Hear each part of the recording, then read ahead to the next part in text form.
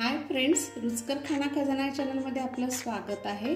मी आज आपल्याला ब्रेडचा हलवा कसा करायचा ते मी सांगणार आहे। येथे मी 6-7 ब्रेडचे स्लाइस घेतलेले आहेत। हा शिळा ब्रेड आहे। ताजा ब्रेडचा एवढं त्याची पावडर व्यवस्थित होऊ शकणार नाही, त्यामुळे जर शिळा ब्रेड राहत असेल ना तर तेव्हा हा प्रयोग करून पहा, रेसिपी करून पहा। तर मी इथे 5-7 ब्रेडचे स्लाइस घेतलेले आहेत। आता मी हे मिक्सरला याची पावडर करून घेत आहे। आता इथे मी ब्रेडची पावडर करून घेतलेली आहे। हे पहा, अशा पद्धतीने आता पुढची प्रोसेस आपल्याला करायची आहे। चला तर आपण आता पुढची प्रोसेस करूया। आता मी गॅसवर एक छोटं भांडं ठेवलेलं आहे। त्याच्यामध्ये मी 1 वाटी साखर घालतीये आणि 1 वाटी पाणी घालते। याचा फक्त आपल्याला साखर वितळून घ्यायचं आहे, पाक नाही करायचा आहे। साखरेचं पाणी घ्यायचं आहे आपल्याला फक्त इथे। तर इथे मी हे थोडंसं साखर हलवत राहते, जेणेकरून खाली साखर लागू नये किंवा कॅरमलाइज होऊ नये। पहा, आता इथे साखर पूर्णपणे विरघळलेली आहे।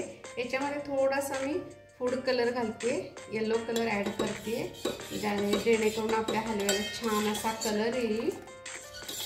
आता हे आपण बाजूला ठेवूयात काढून आणि मग आता पुढची प्रोसेस करूयात आपण। आता मी इथे गॅसवर पॅन ठेवलेला आहे।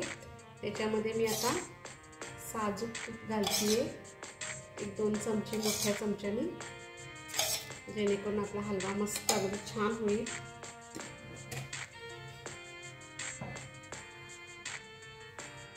आता हे तूप गरम झालेला आहे। याच्यामध्ये मी जो ब्रेडचा पावडर करून घेतलं होतं ते मी याच्यामध्ये ॲड करतेय।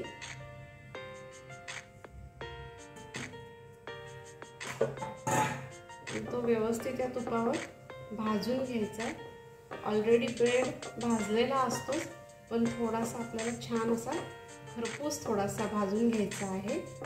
मंद आचेवर भाजून घ्यायचा आहे।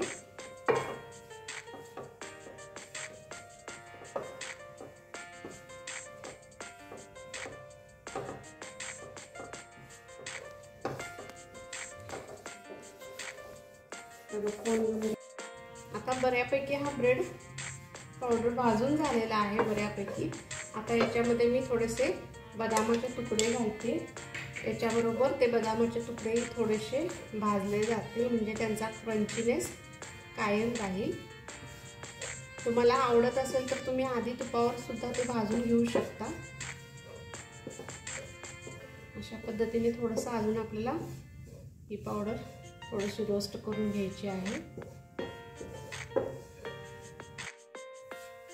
पायाला छान असा गोल्डन कलर आलेला आहे।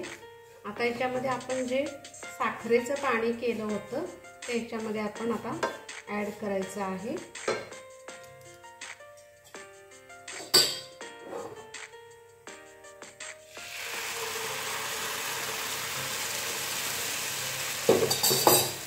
आणि व्यवस्थित हलवून घ्यायचं आहे।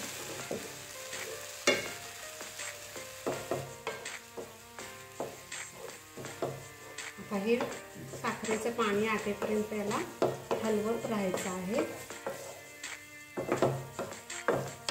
याला तुम्ही शिराही म्हणू शकता, ब्रेडचा शिराही म्हणू शकता। आता याच्यामध्ये मी थोडंसं वेलची पावडर टाकते आणि सगळं व्यवस्थित आपल्याला आता मिक्स करून घ्यायचं आहे। वाव, मस्त छान सुगंध सुटलेला आहे।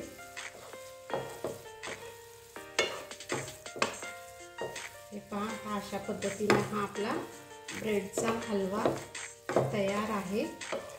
चला तर आपण आता सर्व करूया। अशा पद्धतीने हा ब्रेडचा हलवा तयार आहे।